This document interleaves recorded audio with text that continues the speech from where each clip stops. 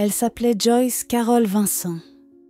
Et pendant 3 longues années, elle est restée là, seule, allongée sur son canapé, le corps sans vie, devant une télévision allumée jour et nuit, dans un appartement londonien, en plein cœur d'une ville de 8 millions d'habitants. Et personne, absolument personne, ne s'est rendu compte qu'elle n'était plus là. C'est une histoire qui glace le sang, une histoire réelle, une histoire oubliée, jusqu'à ce qu'un huissier, un matin de janvier, force une porte et découvre l'impensable. Mais pour comprendre ce mystère, il faut remonter bien plus loin, à l'enfance de Joyce, à une vie ordinaire, en apparence. Joyce est née le 19 octobre 1965 à Londres, d'une mère indienne et d'un père grenadien, charpentier de métier. Cadette d'une fratrie de 5 filles, elle grandit dans un petit quartier de l'ouest londonien, entre Fulham et Notting Hill. Dès le départ, la vie lui impose une douleur brutale. À l'âge de 11 ans, elle perd sa mère, emportée par une opération chirurgicale qui tourne mal. Joyce est alors encore une enfant, douce, discrète, choyée par sa mère. Le choc est immense. Et le silence de son père, déjà distant, devient un vide absolu.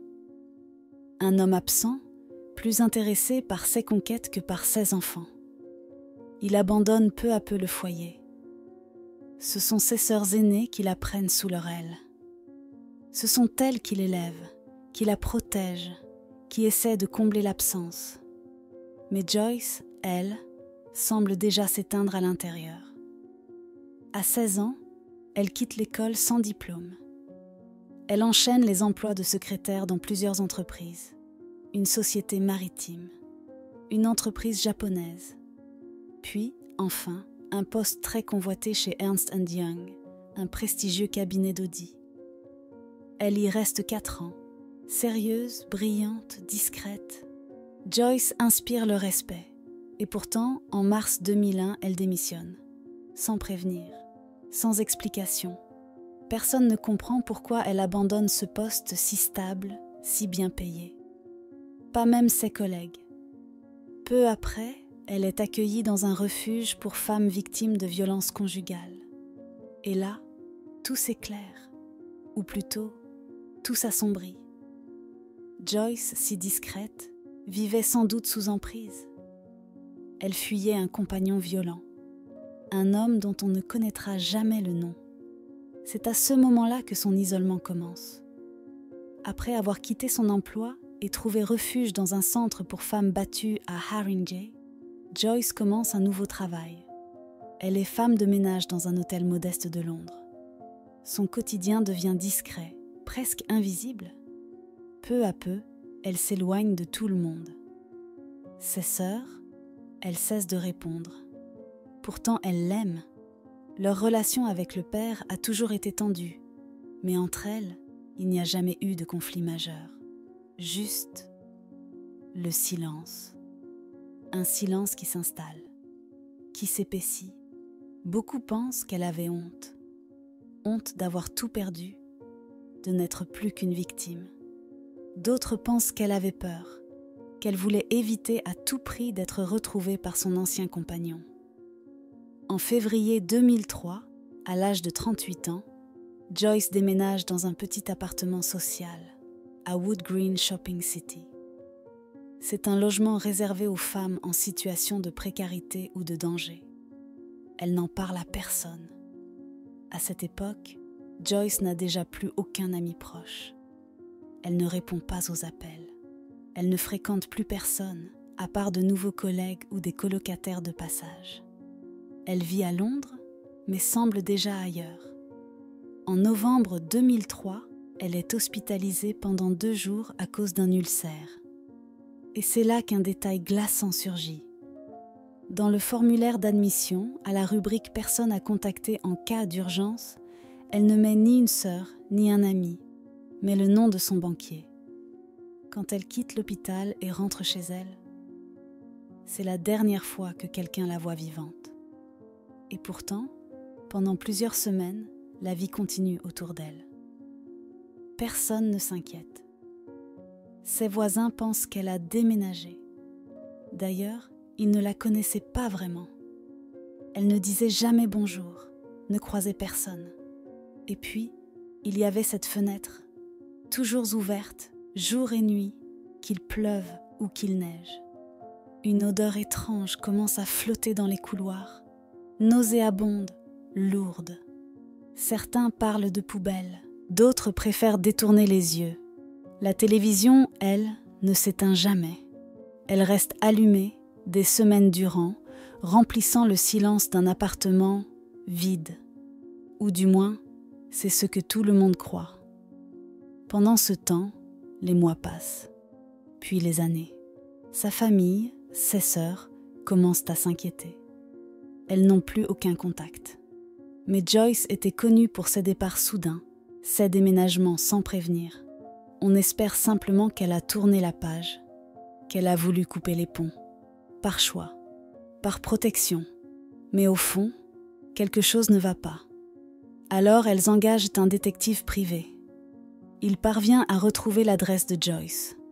Elles lui écrivent, encore et encore. 50 lettres, suppliantes, silencieuses, sans réponse. Elles appellent, laissent des messages. Rien.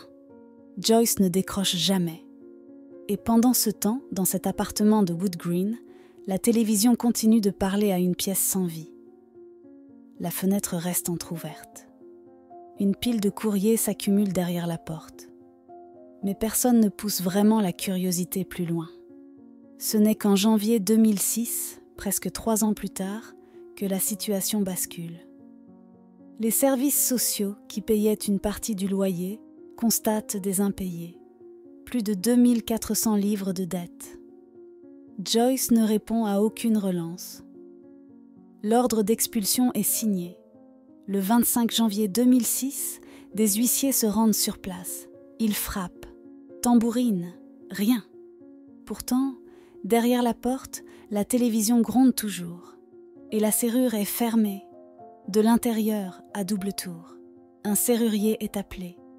Quand la porte s'ouvre, une chose les arrête immédiatement. Le sol est jonché de lettres, de papiers, de documents, empilés depuis des mois. L'appartement est figé dans le temps. Dans l'évier, de la vaisselle sale. À côté du canapé, des sacs de provisions. Et sur la table, des cadeaux de Noël soigneusement emballés. Et sur ce canapé, le corps de Joyce, allongé sur le dos, sans vie. Depuis des années, il ne reste presque plus rien, que des os. La télévision éclaire encore la pièce. Le chauffage fonctionne. La vie continue autour d'un corps oublié. Elle avait 38 ans. Les autorités concluent à une mort naturelle, probablement une crise d'asthme ou une complication liée à son ulcère. Seule, dans l'indifférence générale, l'histoire aurait pu s'arrêter là. Tragique, silencieuse, enterrée dans l'oubli. Mais une femme va refuser ce destin. Elle s'appelle Carol Morley, réalisatrice. Elle découvre par hasard un article dans le journal The Sun. Il parle d'une femme retrouvée morte, 3 ans après son décès, dans un appartement de Londres. Pas de photos, pas de détails. Juste une phrase qui hante.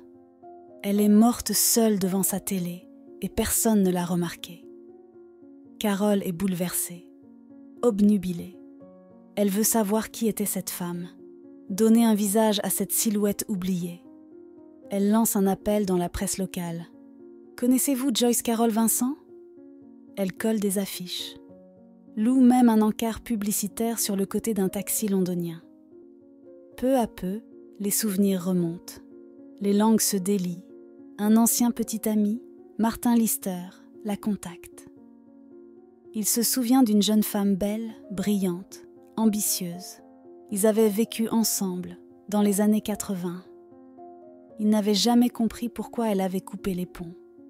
Il pensait qu'elle était partie vivre une vie meilleure. Martin donne à Carol plusieurs photos de Joyce. C'est la première fois que le public découvre son visage. Et tout le monde est frappé. Elle avait des airs de Whitney Houston. une beauté magnétique. Puis d'autres voix s'élèvent. John, un ancien colocataire, se souvient d'une jeune femme drôle, entourée de monde, très convoitée, trop belle parfois, trop libre, trop brillante. Il confie que partout où elle allait, les hommes voulaient d'elle. Mais elle semblait toujours un peu ailleurs, insaisissable. Un musicien, Kirk, se souvient aussi d'elle. Il l'avait hébergée un temps. Elle chantait, avait une voix magnifique. Elle connaissait des artistes célèbres. Il affirme même qu'elle avait dîné avec Stevie Wonder, croisé Nelson Mandela, fréquenté le gratin londonien.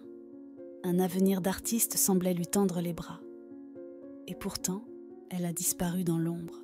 Plus Carol Morley avance dans son enquête, plus le mystère s'épaissit. Joyce semblait vivre plusieurs vies en parallèle. À certains, elle disait qu'elle quittait son poste chez Ernst & Young parce qu'elle avait été repérée par un chasseur de tête. À d'autres, qu'elle partait faire un tour du monde avec un groupe d'amis. Mais la vérité était tout autre. Elle fuyait un homme. Un fiancé abusif avec qui elle était restée plus de 2 ans.